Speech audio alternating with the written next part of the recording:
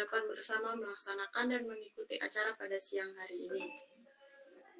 Perkenalkan, saya Maria Tresnani Yosikinanti, mahasiswa Teknologi Hasil Pertanian, Universitas Mercubuana Yogyakarta, angkatan tahun 2018, yang akan menjadi pembawa acara pada kuliah umum Himpunan Mahasiswa Teknologi Hasil Pertanian, Universitas Mercubuana Yogyakarta, dengan judul Potensi Klorofil sebagai Pewarna dan Antioksidan oleh Dr. Katarina Lili Suryani, STP MP. Sebelum itu saya ingin mengucapkan terima kasih pertama-tama kepada yang terhormat Dr. Katarina Lili Suryani, STP MP, yang sudah meluangkan waktunya untuk berbagi ilmu kepada kita semua yang hadir pada acara ini. Selanjutnya kepada yang terhormat Saudari Devi Fitri Astuti, selaku Ketua Himpunan Mahasiswa Teknologi Hasil Pertanian Universitas Mercubuana Yogyakarta. Kepada yang terhormat Saudari Tia Frestiana, selaku Ketua Panitia acara kuliah umum hari ini. Juga tidak lupa kepada yang terhormat Bapak Ibu dosen yang telah menyempatkan waktunya untuk hadir, serta kepada semua peserta pada hari ini. Kuliah umum hari ini terdiri dari 4 bagian utama, yaitu pembukaan, pemaparan materi oleh Dr. Katarina Lili Suryani, STP MP, diskusi, dan terakhir adalah penutup. Sebelum melaju ke sesi selanjutnya, izinkan saya untuk memaparkan tata tertib pada acara kuliah umum hari ini. Bagi peserta semua, diharapkan untuk mengaktifkan kamera dan menonaktifkan mikrofon selama acara berlangsung. Mikrofon diizinkan untuk diaktifkan apabila kita berada pada sesi diskusi dan peserta ingin mengajukan pertanyaan langsung kepada pembicara.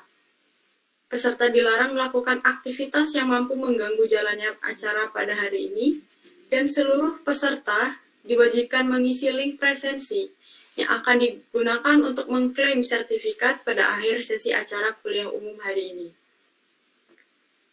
Baik, selanjutnya mari kita masuk ke acara inti kita, yaitu pemaparan materi. Klorofil yang kita ketahui selama ini merupakan pigmen pemberi warna hijau pada tumbuhan dan berguna dalam proses fotosintesis. Namun siapa sangka bahwa klorofil juga mampu memberikan manfaat bagi kesehatan tubuh manusia. Topik menarik mengenai klorofil dan kaitannya dengan manfaat klorofil sebagai antioksidan akan disampaikan langsung oleh salah satu dosen dari program studi Teknologi Hasil Pertanian Universitas Mercubuana Yogyakarta. Untuk lebih mengenal beliau, maka izinkan saya untuk membacakan kurikulum vitae beliau. Beliau adalah Dr. Katarina Lili Suryani, STP MP, yang saat ini bekerja sebagai dosen pada program studi Teknologi Hasil Pertanian Universitas Mercubuana Yogyakarta dan menjabat sebagai Sekretaris PPS Teknologi Hasil Pertanian. Beliau melanjutkan studi S1-nya di Universitas Gadjah Mada pada bidang ilmu teknologi industri pertanian pada tahun 1988 sampai 1993. Beliau juga melanjutkan studi S2-nya dengan memperoleh beasiswa URGE pada tahun 1996 sampai 1999 pada bidang ilmu dan teknologi pangan di Universitas Gadjah Mada. Dan beliau juga melanjutkan studi S3-nya dengan memperoleh beasiswa LPDP pada SKIM BUDIDN pada tahun 2017 sampai 2021 di bidang ilmu pangan di Universitas Gadjah Mada. Beliau pernah meraih penghargaan sebagai peneliti unggul oleh Indofood Research Nugraha pada tahun 2010, sebagai penyaji terbaik penelitian fundamental oleh Kemenristek Dikti pada tahun 2016, dan sebagai finalis PhD Pitch Competition of IU4ST oleh ICSS IU4ST pada tahun 2021. Kepada Ibu Lilis, saya persilahkan. Terima kasih Mbak Maria Trisnani Yosi jadi sebagai moderator. Terima kasih. Assalamualaikum warahmatullahi wabarakatuh. Waalaikumsalam warahmatullahi wabarakatuh. Selamat pagi menjelang siang. Salam sejahtera untuk kita semua.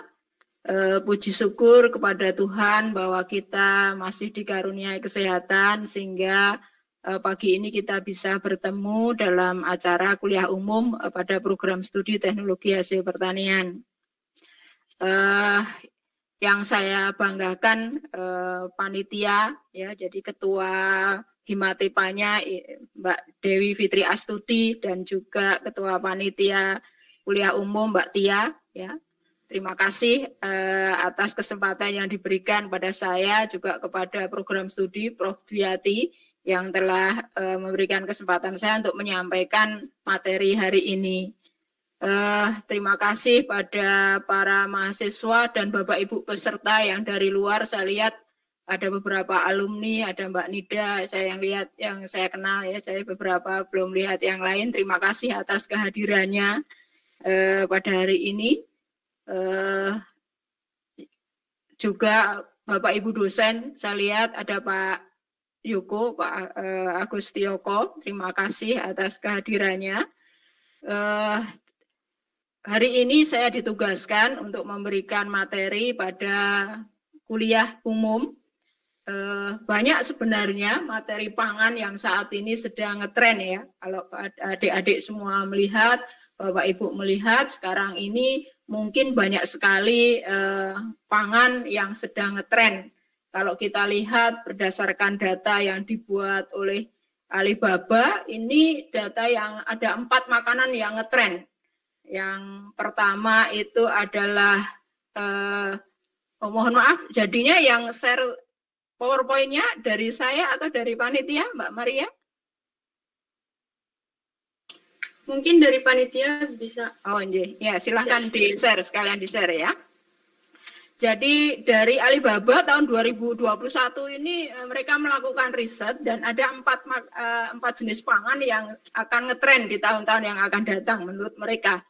Yang pertama adalah makanan berbasis nabati, kemudian makanan segar dan beku, kemudian makanan dengan kualitas premium, jadi makanan yang mempunyai kualitas yang tinggi yang menjadi pilihan.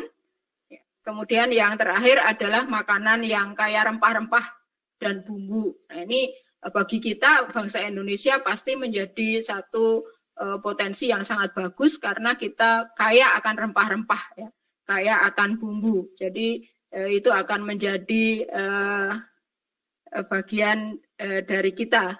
Kita bisa mengambil porsi itu untuk yang akan datang. Demikian juga dari Institute of Food Technology tahun 2021 ini juga mengatakan bahwa sekarang ini yang akan tren adalah pangan fungsional. Pasti ya, karena dalam kondisi pandemi ini orang semuanya berkeinginan hanya satu, sehat.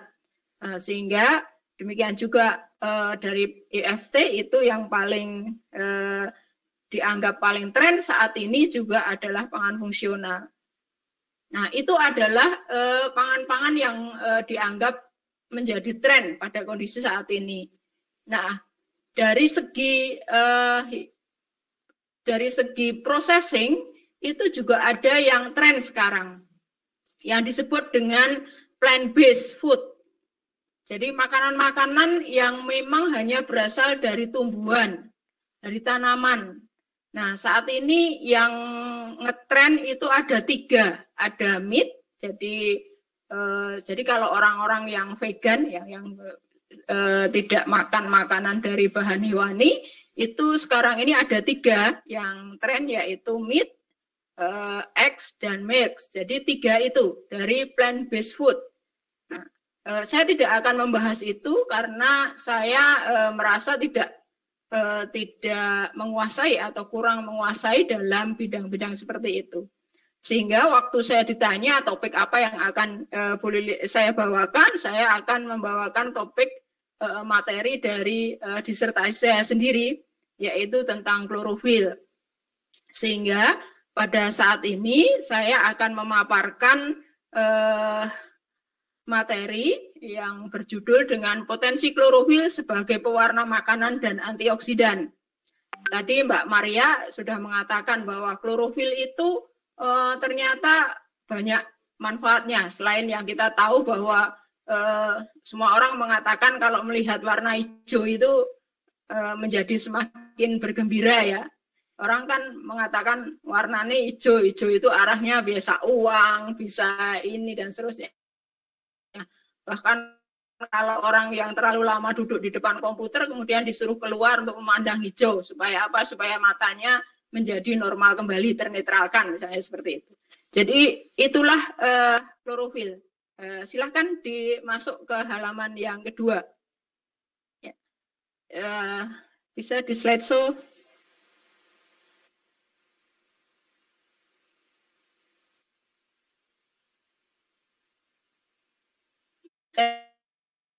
Umum apa yang akan saya paparkan hari ini terdiri dari 6 bagian. Yang pertama adalah pendahuluan yang meliputi pewarna makanan, ya. Jadi pewarna makanan secara umum itu apa. Kemudian yang kedua tentang klorofil dan stabilitasnya. Kemudian yang ketiga potensi klorofil sebagai pewarna makanan, Yang keempat, potensi klorofil sebagai antioksidan. Dan yang kelima, manfaat klorofil lainnya. Dan yang keenam, penutup. Nah, kalau kita lihat dari paparan ini, kalau yang hijau-hijau ini saya hilangkan, pasti kan tidak nyaman ya dilihat ya. Coba Anda lihat, Anda hilangkan kira-kira yang warna hijau ini. Yang lain, yang ada cuma merah, kuning, coklat, hitam. Nah, ini kan itulah salah satu kelebihan dari klorofil sebagai sumber warna hijau. Oke, silahkan masuk ke ketiga. Jadi adik-adik semua, ya Bapak Ibu yang saya hormati, adik-adik yang saya cintai, jadi warna itu bisa mengubah persepsi seseorang terhadap makanan. Jelas ya. Karena warna itu merupakan atribut pertama yang dipertimbangkan oleh konsumen untuk membeli atau mengkonsumsi makanan. Membeli atau mengkonsumsi makanan. Jadi bahkan ada sebuah buku yang memberikan edukasi ini kepada anak-anak. Jadi bagaimana anak-anak itu kalau diberi makanan yang berwarna, es krim, kemudian permen, seterusnya begitu sangat menyukai. Tetapi setelah diberi makanan-makanan yang mungkin warnanya tidak menarik, itu menjadi tidak suka. Nah, seperti itu. Itu adalah mengapa warna itu menjadi faktor pertama yang dipertimbangkan jika seseorang membeli atau mengkonsumsi makanan. Nah, kenapa warna itu menjadi penentu? Karena warna itu bisa menentukan kualitas makanan. Jadi kalau kita membeli jus, warnanya jus orange misalnya, warnanya kok sudah tidak menjadi warna orange-nya menjadi kemudian kuning, hanya kuning buram, kuning kurang tegas, kurang tajam, maka itu menunjukkan bahwa jus yang kita beli itu sudah rusak misalnya. Warna juga menunjukkan keaslian. Kenapa warna bisa menunjukkan keaslian? Karena kalau kita membeli pasti dalam image pikiran kita itu sudah ada. Kita mau membeli daging sapi, maka warnanya harus merah cerah misalnya. Ya. Kalau kita membeli daging ayam, maka warnanya netral, ya, warnanya coklat muda. Misalnya. Kalau kita mau membeli jus apel, maka warnanya tergantung jus apelnya ya. Kalau jus apelnya greens ya kita menunjukkan warna hijau. Gitu. Jadi warna menunjukkan keaslian. Warna juga merupakan indikator produksi. Jadi kalau kita memanggang baterai, maka pertama kali yang kita lirik dari lubang oven pasti warna. Nah, itulah kenapa warna juga merupakan indikator produksi. Nah, karena hal-hal seperti itu, pewarna makanan itu menjadi meningkat kebutuhannya. Jadi kalau di seluruh dunia itu yang paling banyak memproduksi pewarna makanan itu memang Amerika, tapi yang paling banyak mengkonsumsi pewarna makanan itu salah satunya India. Kalau dilihat pasar industri makanan itu dari data Institute of Food Technology itu meningkat 10-15% per tahun. Nah, kenapa kemudian banyak industri menggunakan pewarna sintetik? Karena pewarna sintetik itu ada beberapa keunggulannya, nanti kita lihat ya.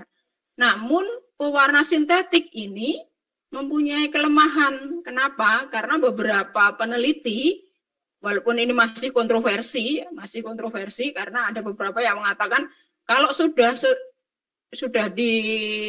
disetujui, sudah disertifikasi oleh FDA, sudah disertifikasi BP POM, sudah disertifikasi oleh Kodak misalnya, itu pasti aman ya. Tapi dalam beberapa hal, beberapa peneliti itu mengatakan bahwa ada efek negatif pewarna sintetis, sehingga kemudian banyak konsumen itu beralih ke pewarna alami. Nah, demikian. Sehingga sekarang ini menjadi salah satu hal yang naik, menjadi sesuatu hal yang dibutuhkan, itu adalah pewarna alami. Oke, masuk ke slide berikutnya. Nah, saya melihat dulu ke aturan ya, peraturan yang ada sebelum masuk ke berikutnya. Di BP POM sendiri ada 2 aturan mengenai pewarna. Yang pertama adalah mengenai batas maksimum penggunaan pewarna, dan yang kedua adalah mengenai batas maksimum penggunaan peretensi warna. Kalau pewarna itu ada 2 macam ya, pewarna alami di Indonesia hanya digolongkan menjadi 2 macam, pewarna alami dan pewarna sintetis. Sedangkan ada beberapa negara menggolongkan menjadi 3 macam, pewarna alami, semi sintetis, dan sintetis. Nah, pewarna alami di Indonesia itu diartikan sebagai pewarna yang dibuat melalui proses ekstraksi, isolasi, atau derivatisasi dari tumbuhan, hewan, mineral, dan sumber alami lainnya, termasuk pewarna identik alami. Jadi kalau saya bisa menggabungkan beberapa bahan kimia, kemudian bisa terbentuk seperti misalnya saja eritrosin, nah, atau terbentuk seperti fast green, ya, pewarna hijau sintetis, terbentuk itu pewarna identik alami berarti terbentuk seperti kurkuminoid misalnya, terbentuk seperti klorofil, maka itu disebut identik alami. Kalau dari pewarna identik alami memang saya belum pernah menemui ya hasilnya. Tapi kalau dari vanili misalnya flavor itu ada yang identik alami. Vanili itu bisa dibuat dari eugenol. Jadi itu disebut pewarna identik alami. Tapi kalau dari pewarna saya sampai saat ini belum tahu apa yang termasuk dalam pewarna alami identik. Oke, kemudian pewarna sintetis pasti dibuat secara kimiawi. Kemudian berikutnya yang disebut dengan pretensi warna, itu adalah penguat warna. Kalau pewarna itu bisa memberi dan memperbaiki warna, kalau pretensi warna itu hanya memperkuat intensitas warna tanpa menimbulkan warna. Jadi kalau pewarna itu bisa memberi warna, jadi misalnya saja saya mempunyai empek-empek, ingin saya beri warna seperti daging, boleh ya. Tapi kalau pretensi warna itu hanya meningkatkan warnanya. Jadi misalnya saja saya mau bleaching buncis supaya warnanya tetap hijau, saya beri pretensi warna. Itu fungsinya. Oke, lanjut ke slide berikutnya. Nah, sekarang apa yang dimaksud dengan pewarna bagaimanakah keuntungan dan kelemahan dari masing-masing jenis pewarna itu? Pewarna alami jelas tadi berasal dari bahan alami ya, tadi sudah dinyatakan. Nah, prosesnya harus seminimal mungkin hanya proses fisik. Jadi misalnya ekstraksi itu proses fisik. Kemudian pewarna alami itu kekurangannya apa? Kurang tajam, jadi intensitasnya rendah, kurang seragam. Kalau Anda mengamati ya, kalau Anda membeli sampo yang dari bahan alami, pasti ada keterangan bahwa warna, kadang-kadang warna tidak seragam, itu bukan menjadi masalah karena memang berasal dari alami, begitu ya. Anda lihat ya. Nah, kelebihannya apa? Pewarna alami tidak mempunyai efek negatif terhadap kesehatan. Ya, tingkat penerimaan tinggi, namun harganya masih mahal karena untuk produksi, untuk pengolahan, untuk penyimpanan dibutuhkan kondisi yang khusus dan kontaminasi mikrobia yang tinggi. Sedangkan pewarna sintetis itu berasal dari reaksi kimia, jelas stabilitasnya terhadap cahaya O2 dan pH sangat tinggi, warnanya tajam, seragam, mempunyai efek negatif tadi beberapa penelitian walaupun masih kontroversi, tingkat penerimaan yang dipertanyakan, biaya lebih rendah tentu saja, dan kontaminasi mikrobianya juga lebih rendah. Oke, silakan di slide berikutnya. Nah, pewarna alami tadi karena banyak yang menghendaki dengan adanya kelemahan dari pewarna sintetis, sekarang ini pewarna alami yang banyak digunakan itu antara lain antosianin. Ini Buta Maroh yang paling banyak berkecimpung meneliti tentang antosianin. Kemudian karotenoid, kurkuminoid itu penelitian-penelitian Bu Dwiyati, walaupun bukan warna ya, Bu Dwiyati melitiannya di situ. Dan kemudian yang keempat itu klorofil. Sumber-sumber klorofil itu apa saja? Secara umum klorofil komersial yang ada saat ini diambil dari tanaman yang disebut dengan alfalfa dan needle. Alfalfa ini gambarnya ini alfalfa. Kalau needle itu seperti daun cemara ya, runcing-runcing. Kemudian bayam. Kemudian sekarang yang paling tren itu adalah mikroalga. Mikroalga di Indonesia minimal sudah ada 3 lokasi yang memproduksi mikroalga. Ada di Banten, ada di Klaten, dan ada di Kendal. Ada PT Alga Park, ada JM Mutu, ada Evergreen. Nah, kenapa mikroalga menjadi populer saat ini? Karena mikroalga dianggap mempunyai efisiensi budidaya yang tinggi. Jadi dia bisa diproduksi di kolam ataupun dalam tabung-tabung, ya. Kemudian bisa lebih bersih. Kemudian karena dia mikro, klorofil itu sudah ada di situ. Proses ekstraksi, proses pengolahannya lebih sederhana dibandingkan kalau berasal dari tanaman tingkat tinggi. Nah, namun dalam penelitian saya mengambil daun pandan wangi. Ada beberapa alasan kenapa saya mengambil daun pandan wangi. Ya, yang pertama adalah bahwa itu merupakan tanaman asli Indonesia, berasal dari Pulau Amboina, Ambon ya.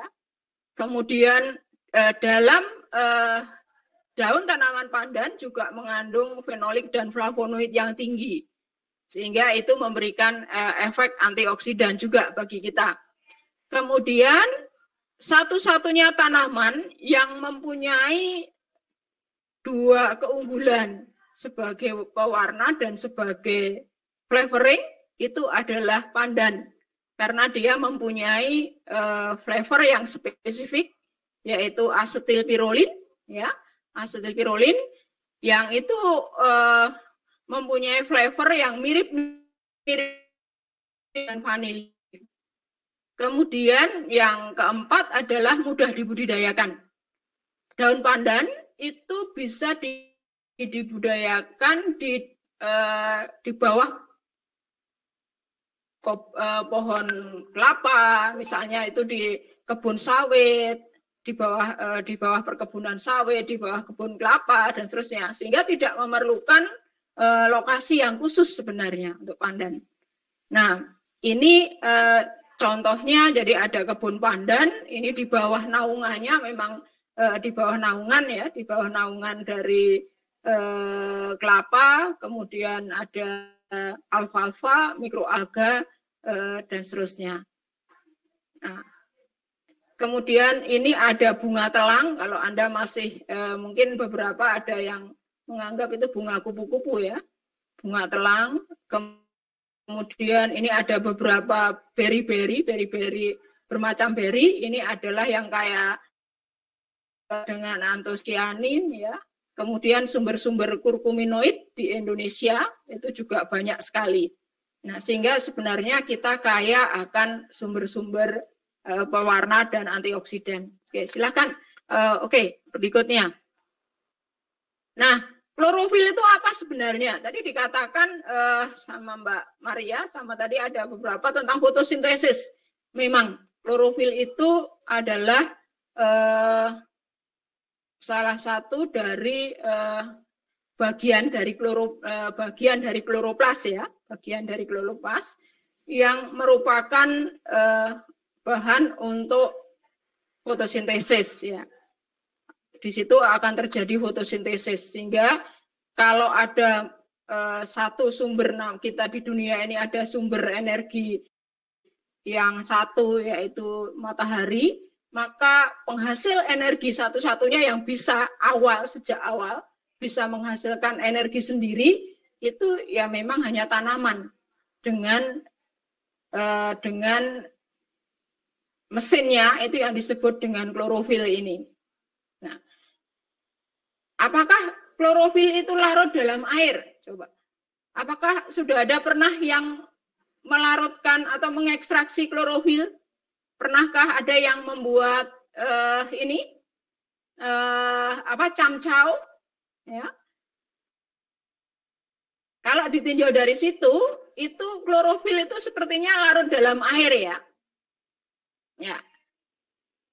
Jadi klorofil itu kalau dilihat mudah larut dalam air. Kenapa? Karena memang klorofil itu di dalam tilakoid, ini namanya dalam kloroplas itu ada bertumpuk-tumpuk ini, ya, ini yang disebut dengan tilakoid. Ya. Nah, di dalam tilakoid inilah klorofil itu menempel. Untuk menempel itu yang menempelkan itu adalah protein.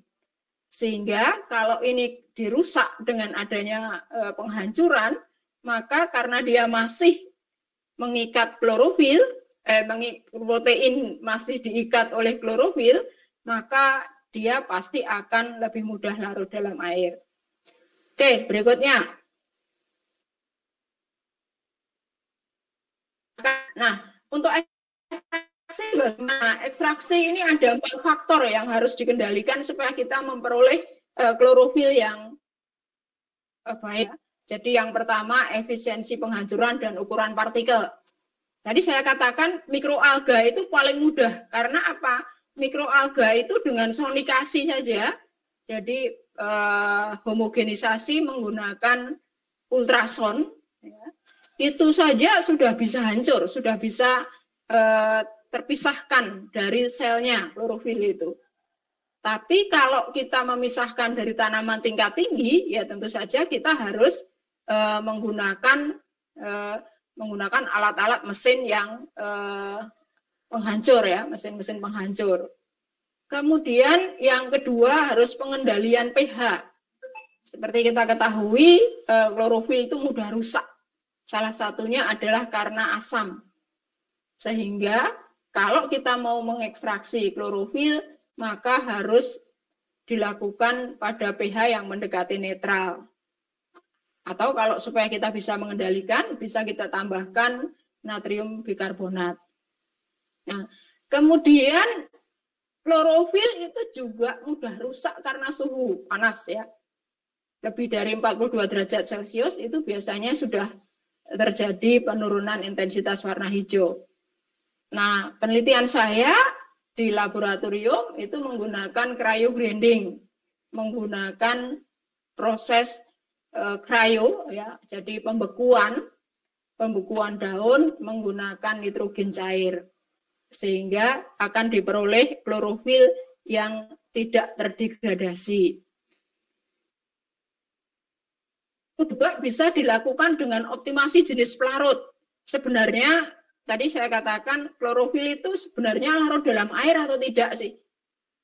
Kalau kita pertama kali mengekstraksi klorofil itu kayaknya larut ya.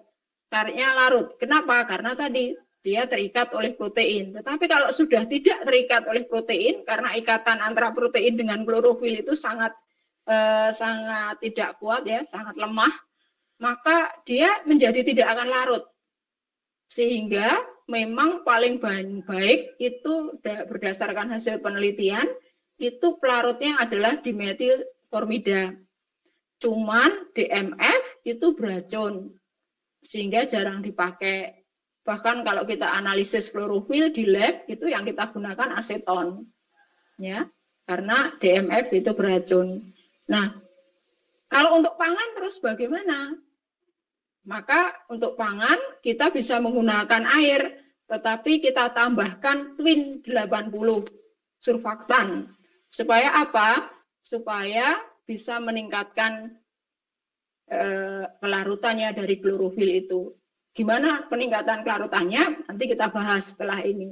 Silakan dimasuk ke berikutnya. Nah, klorofil itu seperti apa atau sebenarnya? Ini adalah struktur klorofil ini.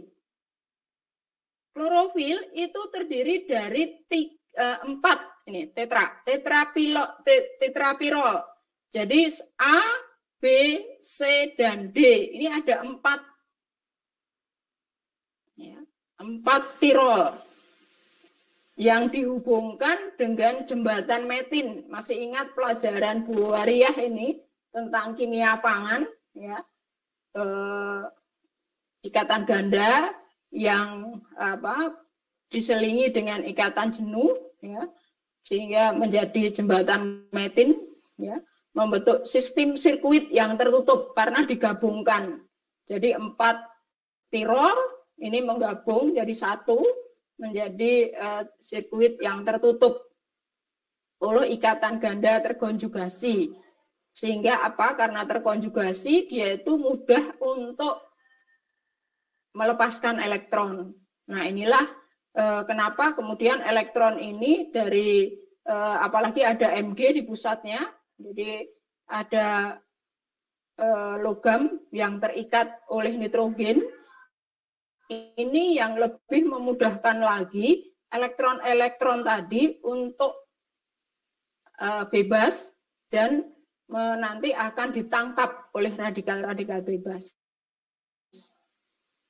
Nah, ini seperti itu. Rumus kimianya klorofil A itu C55, H72, O5, N4, magnesium, Mg ya. Udah mesti karena klorofil disebut dengan klorofil itu salah satunya karena mempunyai magnesium ini. Nah, kemudian klorofil ini dalam tanaman tingkat tinggi ini berkisar antara 3:1 antara klorofil A dengan klorofil B hingga 1:1. Klorofil A itu warnanya hijau kebiruan. Klorofil B itu warnanya hijau kekuningan. Sehingga perbandingan inilah yang menyebabkan warna dari daun-daun itu bisa berbeda-beda. Bahkan kalau di Amerika itu penelitian tentang efek stres ya terhadap warna daun itu sangat tinggi, sehingga mereka bisa membuat berbagai macam tanaman dengan warna yang berbeda. Seperti sekarang baru ngetren ya, warna-warna tanaman yang berbeda-beda. Nah, ini di sana karena mereka sudah banyak dana penelitian dan mungkin juga penelitinya juga banyak, sehingga mereka sampai dengan meneliti faktor stres terhadap warna tanaman, warna daun. Nah, penelitian saya sendiri, saya berdasarkan hasil survei dari kebun yang ada di Kabupaten Bantul, 6 kebun, ini pandan itu maksimal mempunyai ruas daun 24 rata-rata. Kemudian dari 24 tadi saya bagi menjadi ada muda, medium, tua, dan sangat tua. Nah, ternyata dari kelompok tingkat ketuaan daun ini, yang paling tinggi kadar klorofilnya adalah yang tua.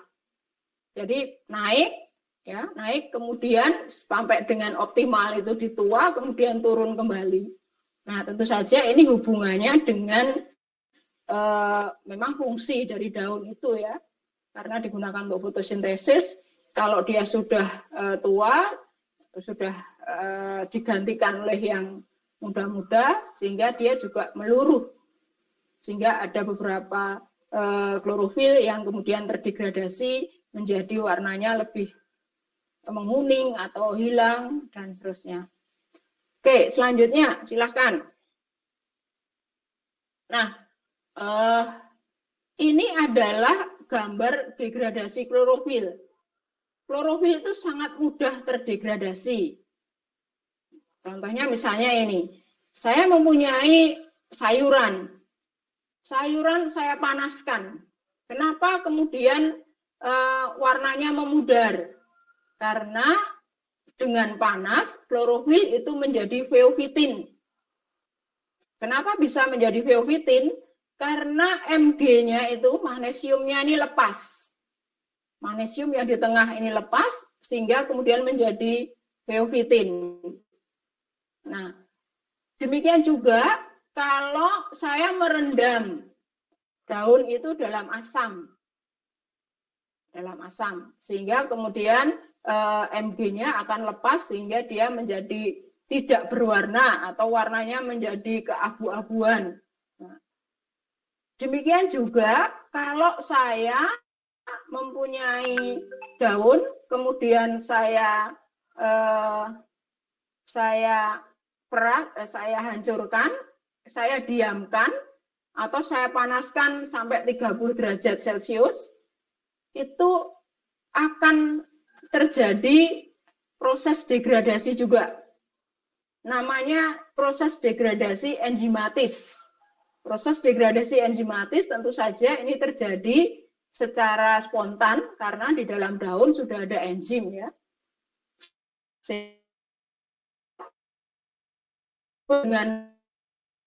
Nah, klorofilit ini tapi dia masih mempunyai warna hijau, bahkan hijau kebiruan yang lebih pekat ya, lebih tajam dibandingkan klorofil A sendiri. Nah, klorofilit ini kalau kemudian dikenai panas akan terdegradasi menjadi feoforbit. Kalau klorofilit ini yang hilang adalah rantai fitolnya ini. Nah, rantai fitol yang panjang, yang memanjang di bawah, yang kayak ekor ya, rantai fitol ini yang memanjang kayak fitol ini, kayak ekor ini. Nah, ini akan lepas kalau kena pengaruh enzimatis. Nah, kalau kemudian dia dikenai panas, magnesiumnya akan hilang sehingga menjadi feoforbit. Feoforbit ini menjadi tidak berwarna juga. Demikian juga feofitin. Kalau feofitin ada alkali, ada basa atau ada enzim akan berubah menjadi feoforbit juga. Nah, degradasi menjadi feoforbit atau feofitin ini sebenarnya yang tidak kita kehendaki kalau kita ingin klorofil itu menjadi sebagai pewarna, menjadi pewarna makanan. Sehingga kita bisa mengendalikannya dengan jangan dipanaskan, dengan mengurangi panas, dengan mengurangi pH ya. Tapi itu sangat sukar kalau kita namanya pengolahan pangan ya. Sehingga salah satu caranya adalah dengan mengembalikan mengembalikan logam yang diikat oleh klorofil tadi dengan cara metaloklorofil kompleks atau pembentukan kompleks antara logam dengan klorofil. Biasanya yang paling banyak digunakan itu Cu atau Zn. Nah, ini akan kembali lagi nanti warnanya menjadi hijau. Begitu. Maaf Mbak Maria, saya diberi waktu sampai jam berapa? Sampai jam 11.15, Bu. Oh ya, oke, masih kalau begitu, oke. Nah, kalau ini tidak kita lakukan, feofitin maupun akan menjadi senyawa yang tidak berwarna, non-fluorescent color, non-fluorescent compound, ya, non-fluorescent compound. Jadi akhirnya ini yang tidak kita kehendaki. Oke, berikutnya silahkan dilanjutkan. Nah, ini macam-macam efek degradasi terhadap warna klorofil ya. Jadi kalau klorofil A itu hijau kebiruan, klorofil B itu hijau kekuningan, feofitin itu abu-abu tapi masih ada warna hijaunya sedikit, feoforbit abu-abu, ya. Feofitin B abu-abu kekuningan dan seterusnya. Nah, klorofilit ini masih warnanya hijau tadi ya. Klorofilit ini yang hilang kan fitolnya. Nah, fitol ini kan dari kita tahu bahwa polaritas itu kan ditentukan oleh jenis atom NO dan S ya. Nah, kalau kita lihat klorofil tadi kan tidak banyak mengandung, mungkin hanya ada 5O di dalam klorofil A, hanya ada 6O di dalam klorofil B. Nah, sehingga memang polaritasnya itu sangat rendah. Jadi klorofil itu cenderung memang bersifat nonpolar ya, cenderung bersifat yaitu tidak bisa larut dalam air sebenarnya. Nah, sebenarnya dia tidak bisa cenderung. Tapi kalau klorofilit ini karena fitolnya yang tadi fitolnya yang rantainya panjang sampai 20 ya, C20 ini rantai fitol itu lepas, kehilangan gugus fitolnya, maka dia kemudian menjadi bersifat larut dan warnanya tetap hijau. Nah, ini yang bagus juga ini.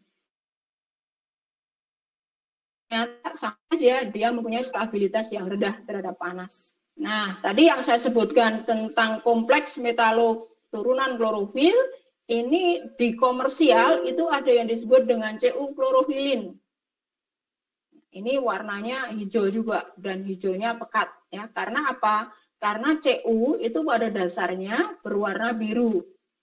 Kalau Anda praktikum di laboratorium atau mempunyai tembaga, kemudian tembaganya kena air, maka akan terbentuk warna biru.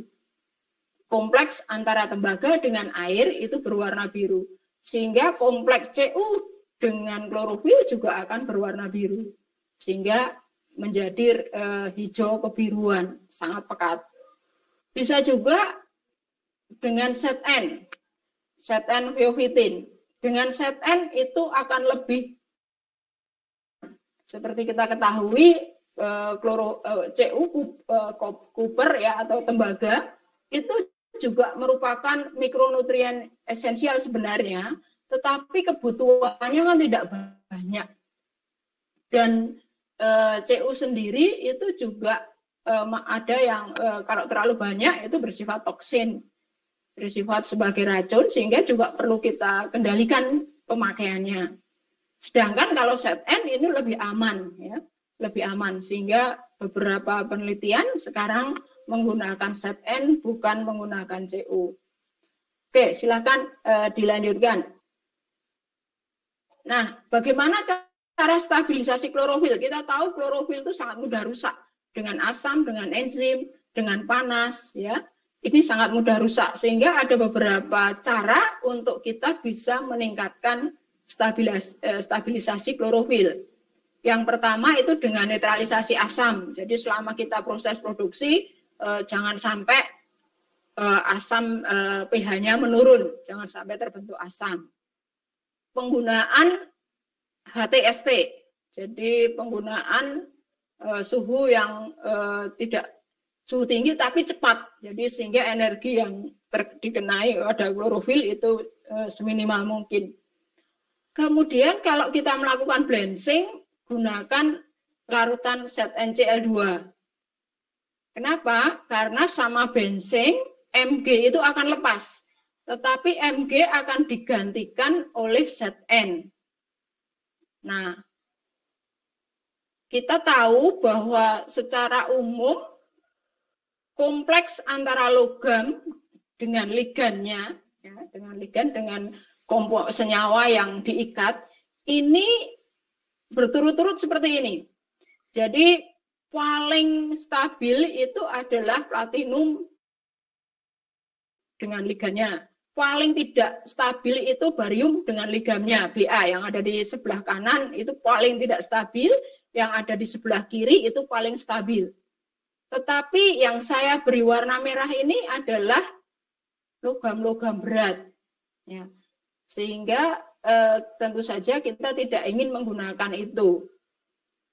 Maka yang mungkin itu hanya Cu, tembaga,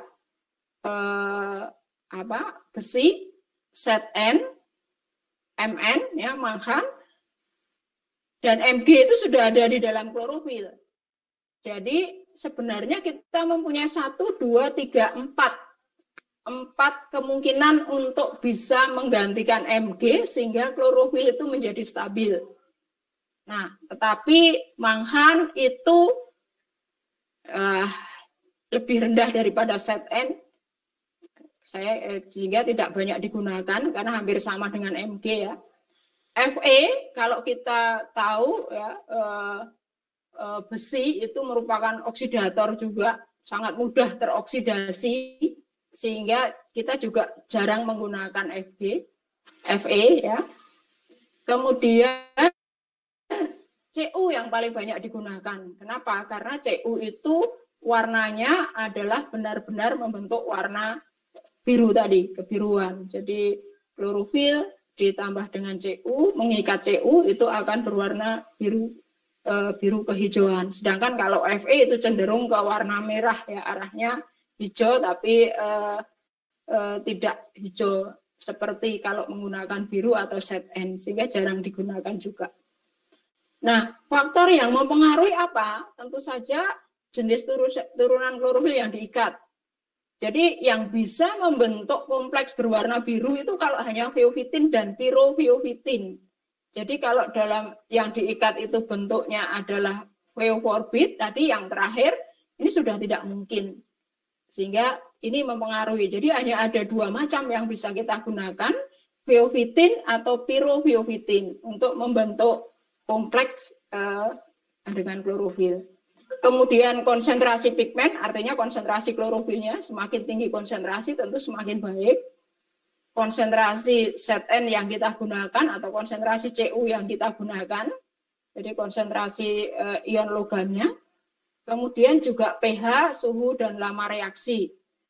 Sama, karena kan tentu reaksi itu sangat dipengaruhi oleh pH. Misalnya saja kalau Cu itu dalam pH asam, dia akan terlepas, leaching ke dalam larutan, ke dalam air, misalnya seperti itu. Sehingga kebanyakan reaksi memang membutuhkan pada kondisi yang netral. Oke, silahkan dilanjutkan. Nah, sekarang kita lihat potensi klorofil sebagai pewarna makanan. Kita sudah tahu bahwa klorofil itu walaupun mudah rusak, walaupun kena suhu rendah 42 derajat aja sudah rusak, tapi dengan adanya metaloklorofil itu dengan pemanasan pada suhu 115 derajat Celcius saja dia tidak apa-apa, tidak akan rusak. Sehingga dengan suhu proses produksi yang biasa kita lakukan itu tetap tahan. Nah, potensi klorofil sebagai pewarna makanan itu secara komersial itu sudah ada, ya. Jadi secara komersial ini yang termasuk dalam komponen pewarna alami yang disebut dengan klorofilin koper kompleks atau sodium and potassium salt, ya. Ini adalah jenis-jenis dari klorofil secara komersial yang menggunakan koper, yang menggunakan tembaga. Ya, sehingga ada batasnya. Jadi penggunaannya itu maksimal hanya 15 mg per kilogram berat badan. Nah, tetapi kalau kita menggunakan klorofil asli, klorofil ekstrak dan seterusnya, itu tidak ada batasannya, tidak dibatasi dalam BPOM tadi, dalam peraturan Kepala BPOM ini tidak ada batasannya penggunaannya. Nah, demikian juga kalau ini adalah klorofil yang hasil ekstrak. Yang hasil ekstrak kemudian dilakukan mikroenkapsulasi. Jadi ini klorofil asli, kemudian kita enkapsulasi supaya dia lebih tahan terhadap cahaya, terhadap suhu. Ini juga tidak dibatasi penggunaannya. Nah, tapi kalau kita menggunakan pewarna sintetis yang tidak berasal dari klorofil, ini warna hijau itu ada dua macam, yang disebut dengan apple green dan fast green, dua macam ini warnanya. Ini juga dibatasi, ya, juga dibatasi penggunaannya. Dan asupannya juga maksimal 25 mg per kilogram berat badan. Nah, ini beberapa macam produk, ada sirup yang menggunakan pewarna hijau. Sekarang ada mie yang baru, Lemonilo ya, yang Anda pasti sudah tahu. Ini juga pewarnanya menggunakan pewarna alami ya. Kemudian produk-produk koper, ini koper klorofilin yang saya katakan tadi bahwa warnanya adalah hijau kebiruan. Kenapa? Karena memang tembaga itu aslinya kompleksnya dengan air memang berwarna biru. Oke, silakan dilanjutkan. Ya. Kemudian tentang intensitas warna. Jadi secara umum ini kalau Anda nanti mengukur warna ya. Jadi di dalam sistem Hunter, kalau kita ingin melihat warna hijau itu adalah -A. Kalau dalam sistem U angel, nilai U atau derajat nilai U, ini warna hijau itu adalah kisarannya antara 100 sampai 120 itu hijau kekuningan, 120 sendiri itu hijau, 120 sampai dengan 160 itu hijau kebiruan. Jadi kalau Anda menggunakan kolorimeter, di lab kita sekarang ada, bisa Anda gunakan. Ini intensitas warna hijau bisa dilihat dari itu. Demikian. Jadi ini bisa dilihat. Jadi warnanya ini kalau dari U angel ya, ini kan pengukurannya itu dari sini. Ini 0, 90, 100, 120, kemudian ke arah sini ini ke arah biru ya, dan seterusnya. Oke, silakan berikutnya. Nah, potensi klorofil sebagai antioksidan itu bagaimana? Ada seorang peneliti yang menyatakan bahwa ada korelasi antara warna makanan dengan kapasitas antioksidan. Berdasarkan hasil penelitiannya, dia itu mengatakan bahwa buah dan sayuran yang mempunyai nilai U di atas 180 atau di bawah 20, jadi di sini dari hijau ke biruan, sampai dengan ungu, sampai dengan inframerah ya, sampai dengan merah. Ini adalah warna-warna buah dan sayuran yang mempunyai kapasitas antioksidan yang tinggi. Itu hasil penelitiannya. Dari sayuran, ini yang saya belum mengklarifikasi ya, dari sayuran bayam itu termasuk salah satu yang mempunyai aktivitas antioksidan yang tinggi. Nah, kalau kita lihat dalam bayam itu kan tidak terlalu banyak komponen fenolik dan flavonoidnya, sehingga aktivitas terbesarnya kemungkinan adalah karena klorofilnya, bukan karena fenolik dan flavonoidnya. Oke, berikutnya. Nah, kenapa klorofil itu bisa bersifat sebagai antioksidan? Ini masih kontroversi. Bahkan Sahidi saja, Anda kalau bicara tentang antioksidan atau bicara tentang rempah-rempah, pasti pernah membaca buku tentang spice ya, spices yang ditulis oleh Sahidi. Ini dia itu tidak memasukkan klorofil sebagai antioksidan. karena memang masih kontroversi. Banyak peneliti yang mengatakan itu prooksidan, itu sensitizer, nggak mungkin dia sebagai antioksidan. Tapi kita percaya saja lah, setiap hari kita makan sayur kok. Ya kan? Siapa yang belum pernah makan sayur? Siapa yang makan sayur mengakibatkan sakit? Nah, nggak ada kan? Jadi secara umum klorofil sebagai antioksidan melalui dua mekanisme. Yang pertama adalah kemampuannya mengkelap logam, jadi dia sebagai antioksidan sekunder. Dan yang kedua karena dia mampu mendonorkan elektron sebagai sebagai antioksidan. Bahwa klorofil itu terdiri dari 4 pirol, ya, 4 pirol yang dihubungkan dengan jembatan metin terkonjugasi, jadi ganda terkonjugasi, ada selang-seling, sehingga mengakibatkan elektronnya itu terpusat. Ini titik-titik ini elektron. Nah, terpusat semuanya mengarah ke Mg ini, sehingga dia mudah terlepaskan kalau ada radikal bebas yang di dekatnya.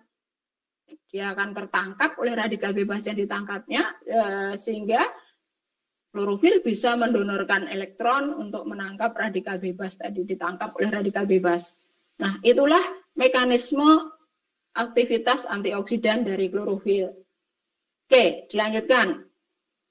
Nah bagaimana beberapa peneliti itu menggunakan uji untuk aktivitas antioksidan dari klorofil ya.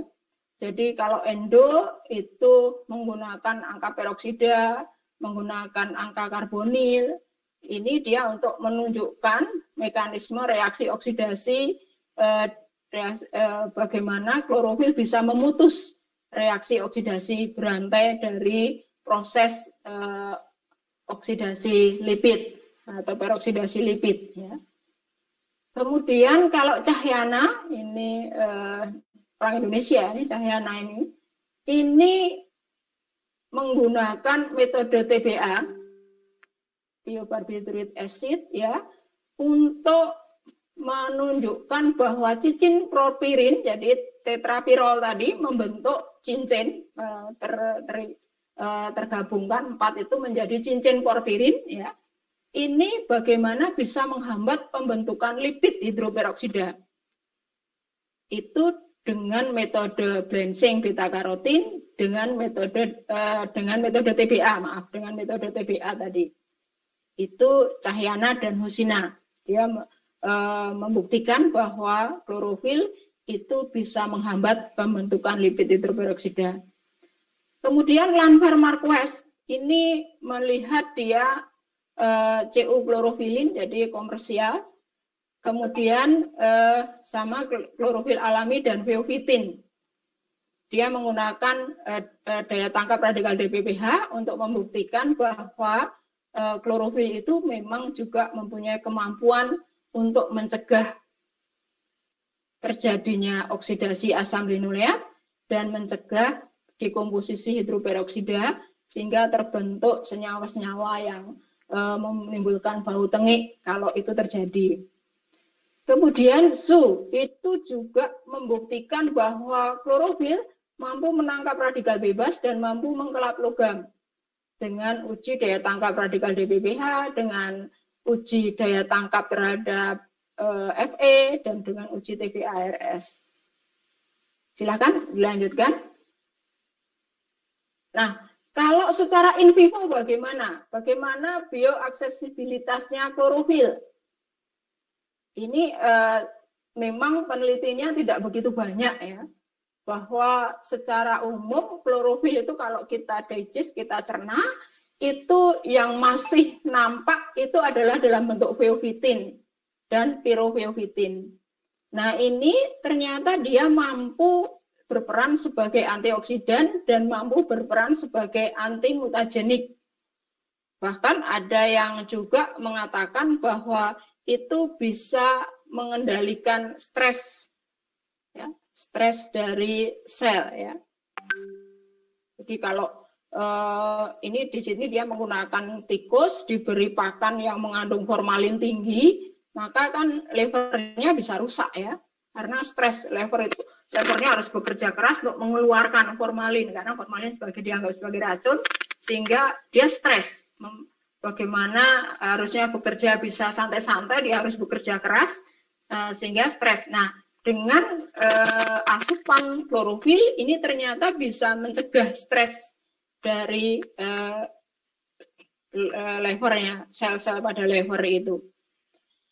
Kemudian ada juga yang mengatakan bahwa klorofil itu bisa mempunyai efek positif terhadap inflamasi. Jadi kalau kita kondisi panas, badannya panas, maka itu bisa mencegah proses inflamasi, bisa mencegah terjadinya oksidasi, bisa meningkatkan penyembuhan luka.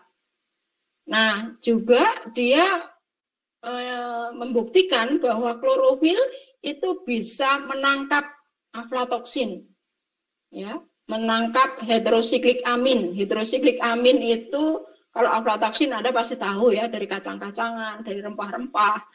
Heterosiklik amin itu adalah kalau kita memanggang makanan berlebihan.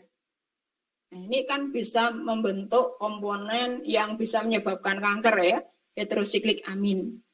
Kemudian juga bisa menangkap polisiklik aromatik hidrokarbon. Itu kalau orang yang suka ngerokok ini ya.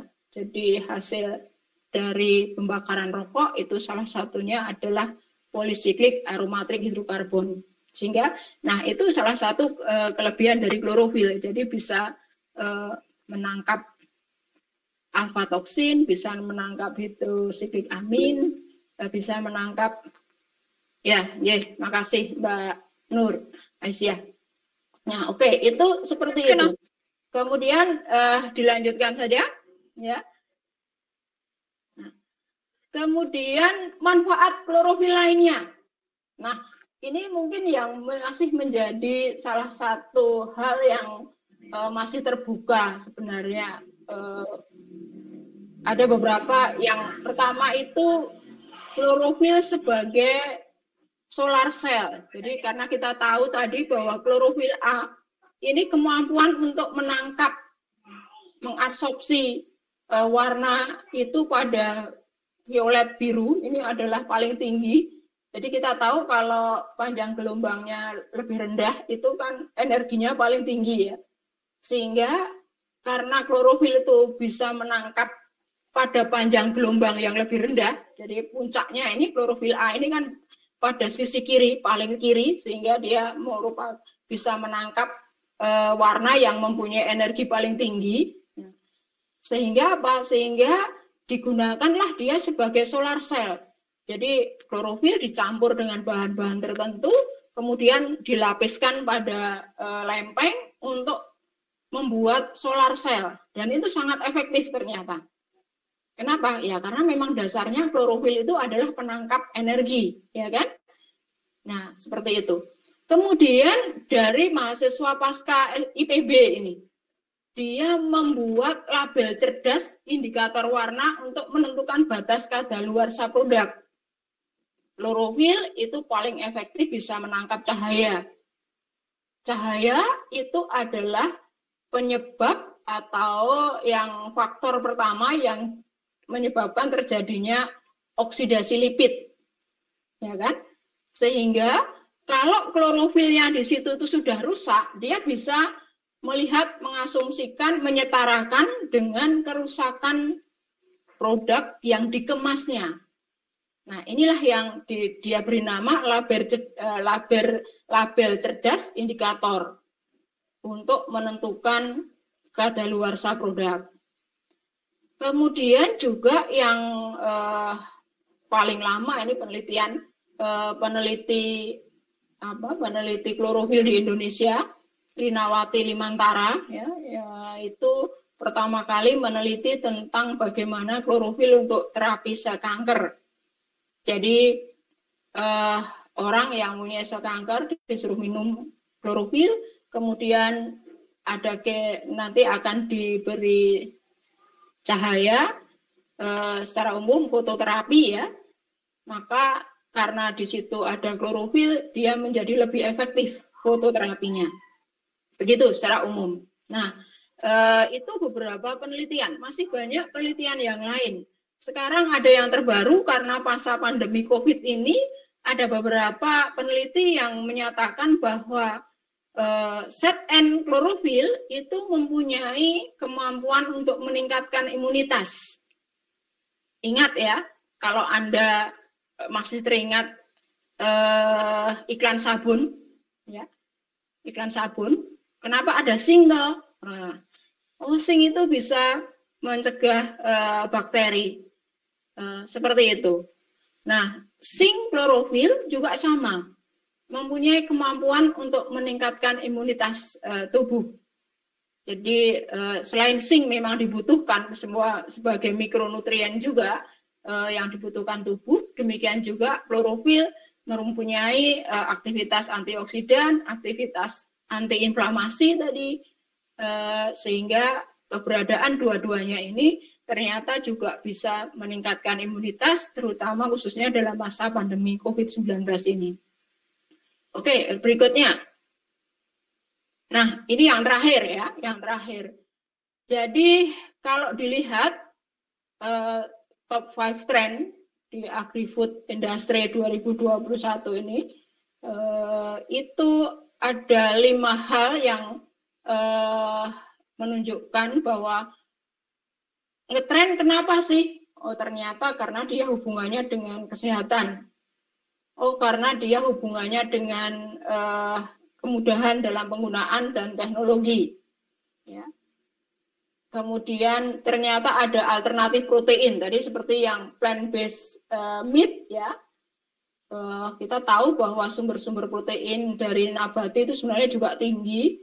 Bahkan kita tahu juga bahwa tanaman-tanaman kita itu juga daunnya itu juga sebenarnya kandungan proteinnya ada yang tinggi. Sehingga itu bisa digunakan sebagai alternatif protein. Kemudian juga proses produksi yang mendukung sustainability. Proses produksi yang mendukung keberlanjutan dan yang dapat mengurangi waste, sampah ya. Yang mengurangi sampah. Kemudian berikutnya karena kita sudah terkukung selama 2 tahun ini ya, selama pandemi Anda kan di rumah saja ya. Siapa yang sudah jalan-jalan? Nah, kalau saya belum pernah jalan-jalan, ini masih takut untuk jalan-jalan ya. Jadi selama 2 tahun kita terkukung di rumah, ternyata ada satu yang menarik, yaitu perubahan keinginan konsumen untuk mencoba flavor-flavor yang baru, mencoba flavor makanan, flavor minuman yang baru. Kemudian juga mencoba hal-hal yang baru. Sehingga kemungkinan kalau nanti kita itu sudah bisa lepas dari COVID-19 pandemi ini, maka pasti travel itu traveling, wisata itu pasti akan booming kembali. Karena apa? Karena memang sudah kita terkukung selama 2 tahun. Nah, saya kira itu apa yang bisa saya sampaikan. Mungkin ada pertanyaan, silahkan nanti. Terima kasih. Waktu saya kembalikan ke Mbak Maria. Makasih. Monggo, Mbak. Terima kasih banyak kepada Bu Lilis atas materi yang sangat menarik dan tentunya sangat bermanfaat bagi kita semua.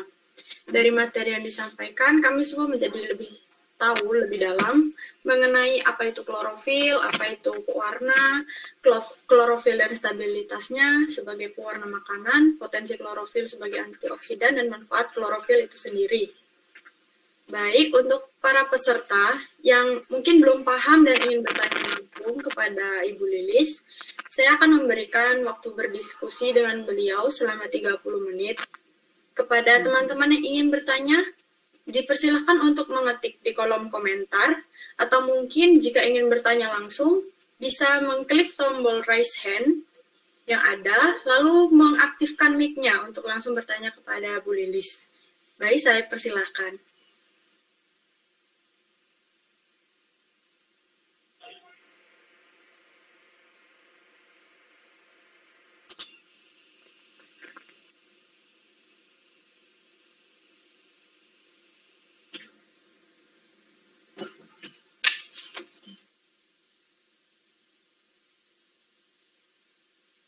Baik Bu, mungkin belum ada yang mau bertanya. Kalau begitu saya dahului dulu ya Bu. Monggo Mbak Maria.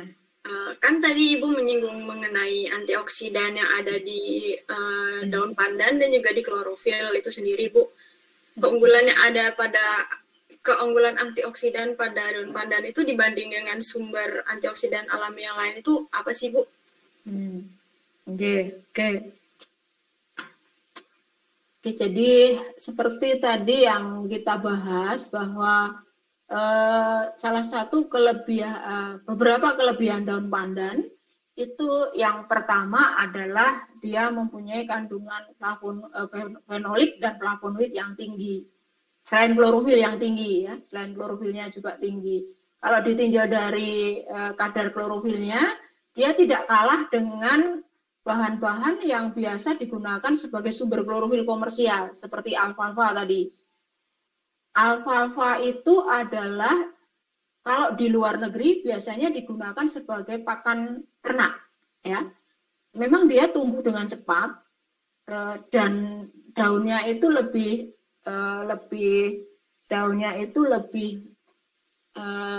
tidak keras ya, lebih lunak, sehingga memang seperti daun bayam, sehingga lebih mudah untuk diekstraksi memang.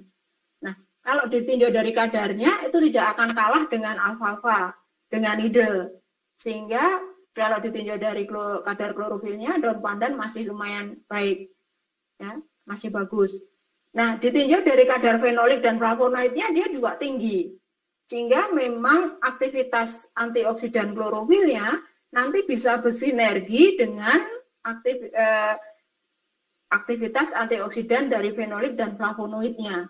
Tentu saja ya, ada sinergi keduanya sehingga bisa meningkatkan aktivitas antioksidannya. Nah, itu kelebihannya dari daun pandan, Mbak Yosi. Ya, kelebihan dari daun pandan dibandingkan bahan-bahan yang lain. Selain flavor ya. Itu Mbak Maria. Terima kasih. Terima kasih banyak, Bu. Mungkin untuk teman-teman yang lain yang ingin bertanya, yang mungkin belum paham atau ingin tahu lebih lanjut mengenai klorofil atau mungkin mengenai kegunaan klorofil sebagai antioksidan, bisa tulis di kolom chat untuk pertanyaannya atau langsung mengklik tombol raise hand dan mengaktifkan mic untuk langsung bertanya kepada Bu Lilis. Ya, ini banyak mahasiswa baru ya, kita mahasiswa baru banyak yang ikut. Ya, Mbak Maria. Oh iya. Yes. Kita ketemu lagi. Ya. Oke, silakan kalau ada beberapa mungkin bisa saya jawab, kalau tidak nanti bisa kita tanyakan ke yang lebih profesional, yang lebih baik tentang antioksidan ya. Oke.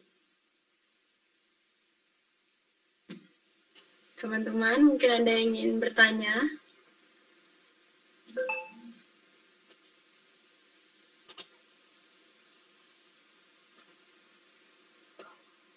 Sepertinya belum ada yang ingin bertanya. Oh, ini Bu, ada pertanyaan dari Mbak Carolina Novantika Previ. Izin bertanya, Bu, apa saja mempengaruhi kadar klorofil pada daun pandan itu sendiri?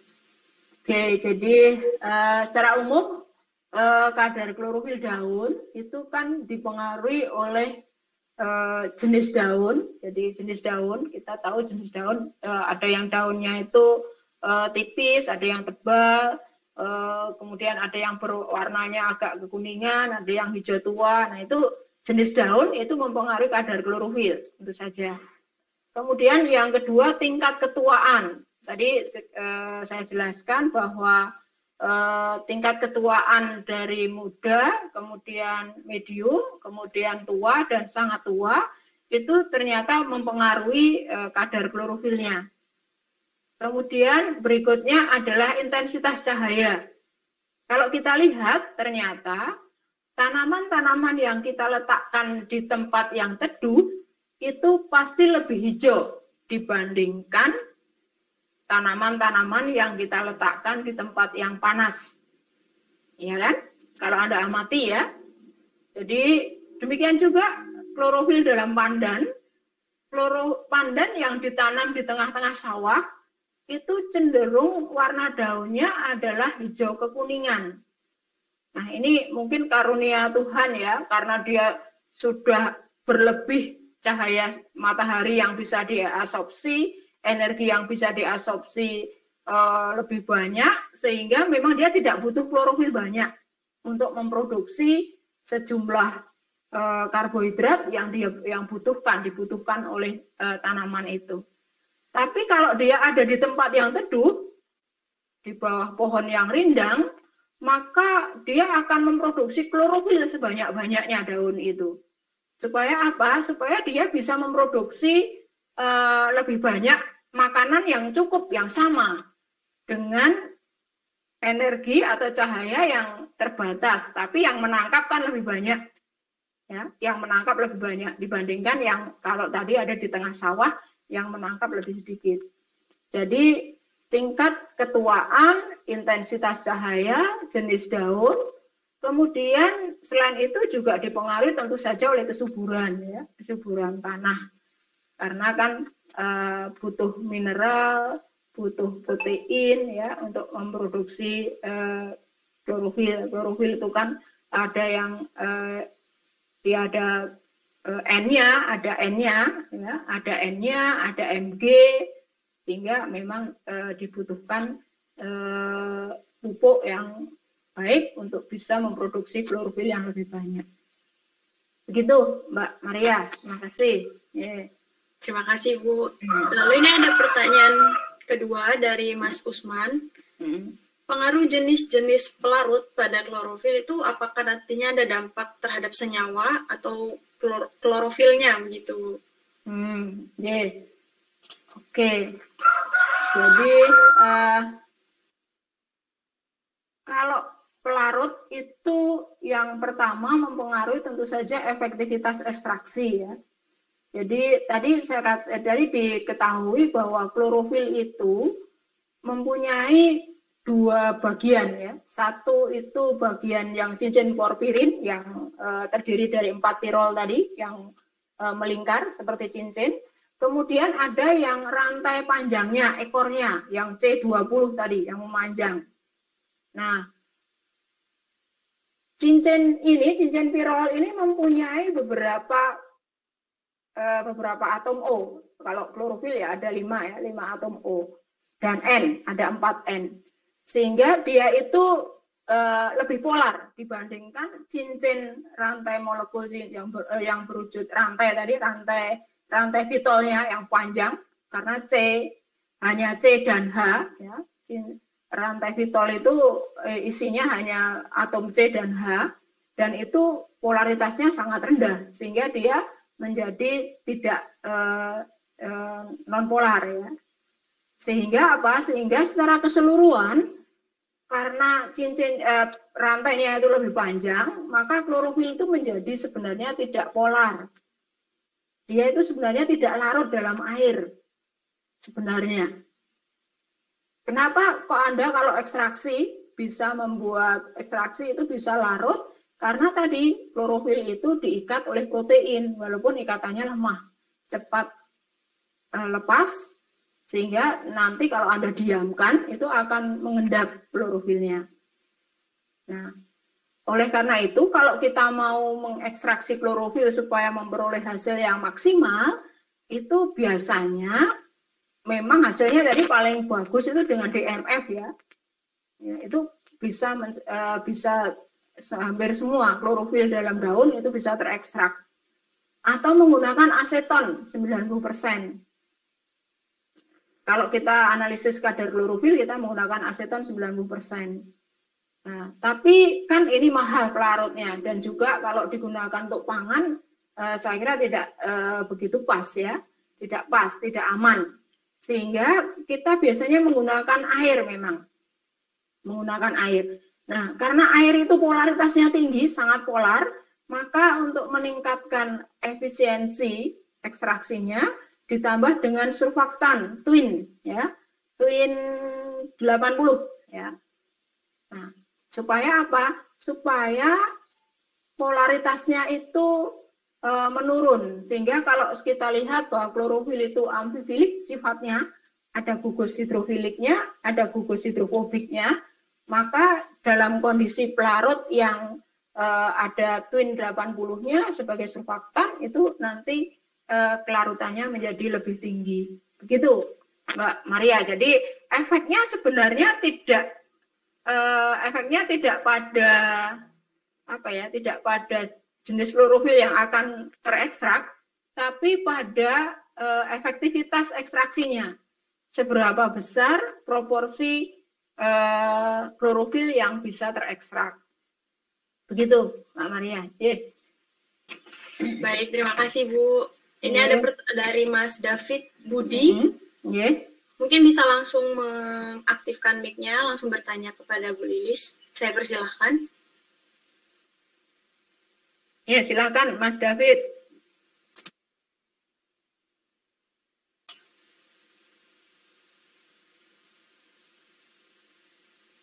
Kepada Mas David.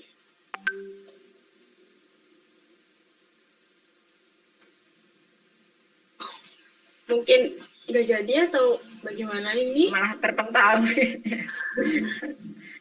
Mungkin pertanyaan selanjutnya dulu ya Bu, dari Mas Hari Nugroho. Apabila tumbuhan di dalam air seperti yang terdapat di dalam akuarium, itu klorofilnya ada klorofilnya atau tidak Bu? Kalau dilihat tumbuhan dalam air di akuarium seperti tumbuh berkembang begitu. Terima kasih. Apabila tumbuhan di dalam air seperti dalam akuarium, apakah klorofilnya juga ada, Bu? Oh, oke, ya. Terima kasih, Mas Hari. Jadi kalau kita memberikan tumbuhan dalam akuarium dan masih ada cahaya, jadi entah itu cahaya dari lampu, entah itu cahaya dari sinar matahari yang masuk lewat jendela, ya, maka sebenarnya memang bisa dimungkinkan tumbuhan itu hidup, ya kan? Tumbuhan itu hidup. Sehingga kalau dia hidup, ya dia masih tentu saja klorofilnya masih ada. Selama dia masih berwarna hijau, klorofil itu masih ada. Begitu. Nah, kalau kadang-kadang kemudian kalau kolamnya tidak pernah kita bersihkan, ya, kolamnya tidak pernah kita bersihkan, kemudian airnya menjadi berwarna hijau, nah itu artinya bahwa di situ sudah ditumbuhi dengan alga tadi.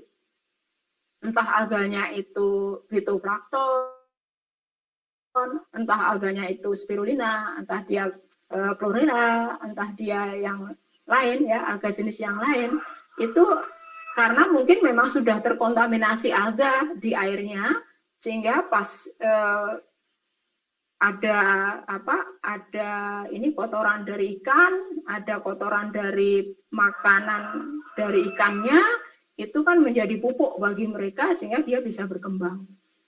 Begitu. Kenapa di dalam kolam itu tetap bisa tumbuh alga, bisa tumbuh hijau, ya, warna hijau, bisa tumbuh tanaman yang mungkin memang tetap mengandung klorofil kalau dia berwarna hijau. Begitu, Mbak Maria. Terima kasih, Pak Mas Hari, ya. Oke. Baik, terima kasih Bu. Mungkin dari teman-teman yang lain, mumpung masih ada sedikit waktu, jika ingin bertanya. Oke, ke Mbak Devi Fitri Astuti, saya persilakan menghidupkan mic-nya dan langsung bertanya ke Bu Lilis. Perkenalkan, nama saya Devi Fitri Astuti, ingin bertanya Bu Lilis. Mbak Dewi, ya. Apakah ada tantangan dalam pemanfaatan daun pandan wangi sebagai pewarna hijau? Dan bagaimana upaya untuk mempertahankan warna hijau pada klorofil daun pandan, Ibu? Terima kasih. Oke, terima kasih Mbak Ketua Himakipa ini, ya. Oke, jadi begini Mbak Devi, ya. Jadi penelitian saya memang arahnya adalah pengembangan klorofil daun pandan untuk pewarna makanan dan antioksidan.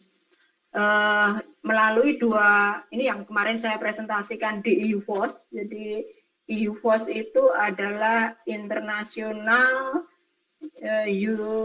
Union food technology, ya, food science and technology, Jadi PATI-nya, Perhimpunan Ahli Teknologi Pangan Punyaan Dunia. Nah, saya juga tidak menyangka bisa masuk sebagai finalis ya, karena semuanya itu sebenarnya yang mendorong kan pembimbing, ya, pembimbing silakan maju, ayo maju gitu. Nah, kita juga nggak menyangka bisa masuk di situ. Nah, jadi ada 2 tahap yang saya lakukan untuk meningkatkan stabilitas klorofil dari daun pandan. Yang pertama adalah metaloklorofil tadi, pembentukan kompleks antara klorofil dengan metal, dengan logam yang saya gunakan di situ ZN supaya lebih aman. Kemudian berikutnya adalah mikroenkapsulasi. Jadi setelah ekstraknya itu tadi setelah klorofilnya diikat oleh logam, kemudian langsung dilakukan mikroenkapsulasi. Nah, memang warna klorofil daun pandan itu sangat khas ya. Warnanya pastel, ya kan? Kalau Anda beli bolu pandan, nggak mungkin warnanya hijau kebiruan itu kan nggak toh? Warnanya kan pasti pastel ya. Nah, itu salah satu kelebihan dari pandan itu memang warna klorofilnya itu seperti itu ya. Jadi warnanya adalah warna pastel. Begitu. Nah, untuk mengendalikan supaya dia tidak mudah rusak itu tadi dengan 2 metode. Yang pertama metaloklorofil dan yang kedua dengan mikroenkapsulasi. Begitu, Mbak Devi Fitri. Terima kasih. Ya. Terima kasih Ibu. Terima kasih Bu Lilis dan Mbak Devi atas pertanyaannya. Mungkin ada bisa satu pertanyaan lagi jika ada yang masih ingin bertanya dan masih bingung atau masih kurang pengen tahu lebih lanjut mengenai antioksidan dan atau klorofil atau mungkin ke penelitiannya Bu Lili sendiri mengenai pandan wangi, saya persilahkan.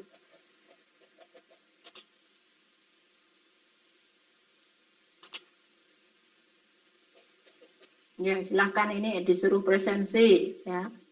Jangan lupa presensi. Mungkin jika tidak ada lagi yang bertanya, terima kasih kepada Bu Lilis yang atas kesediaannya menjawab dan memberikan materi kepada kami semua yang menambah pengetahuan kami lebih dalam mengenai klorofil sebagai antioksidan. Dari materi yang disampaikan, kami dapat menarik kesimpulan bahwa klorofil itu merupakan pigmen warna pada tumbuhan yang mampu berguna sebagai pewarna makanan alami yang mampu digunakan tanpa ada batas maksimal khusus yang diatur karena belum ada efek negatif selama pengonsumsiannya untuk saat ini. Sebagai antioksidan, klorofil juga mampu menangkap radikal bebas dan mampu mengklat logam. Sekian, kita tiba di penutup acara pada hari ini. Sebelumnya, mohon untuk para peserta menghidupkan kamera. Kami akan mengadakan sesi foto bersama. Mungkin untuk panitia bisa memberikan aba-aba untuk foto ini.